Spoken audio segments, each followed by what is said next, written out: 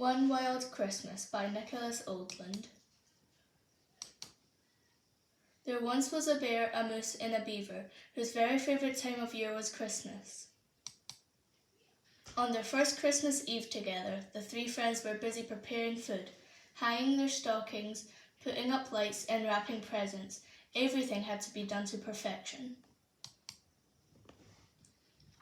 "I thought you were getting the tree," but when they turned their attention to the trimming Christmas tree, they suddenly realised that they had forgotten the most important decoration of all. Quickly, the moose and the beaver rushed out into the forest. The bear followed close behind. First they came across a maple tree, too small. Then they came across a birch tree, too wide. Then they bumped into a towering cedar tree, too big. None were quite right. "Now that's a beautiful tree." Finally, they found a pine tree. It was sweet-smelling, had long soft needles, and was just the right size.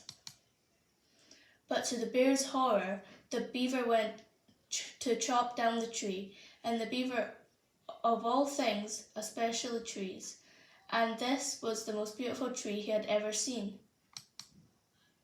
The three friends had a big problem. There was no way the bear would let the beaver and the moose harm this tree, and the beaver and the moose were not about to let the bear get in the way of their perfect Christmas tree. Charge! It was a short argument. The moose and the beaver were no match for the bear's strength. The bear was happy the tree was safe, but he worried that all his love of trees might ruin their Christmas. Then he had an idea. Tweet. The bear grabbed his sled and raced home. Back at the cabin, the bear gathered all of the food, decorations, and presents, and carefully loaded everything onto his sled. The bear's journey back provided a little more difficult. The moose and the beaver were relieved to see their friend, and as soon as they saw the sled loaded with presents, food, and Christmas decorations, they knew exactly what the bear had in mind. Together, the friends set up a table with all the food, arranged their stockings, hung the ornaments, and placed the presents under the tree.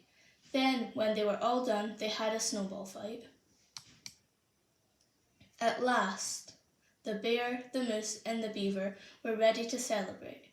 Not only did they agree that this tree was perfect, it was also the perfect Christmas.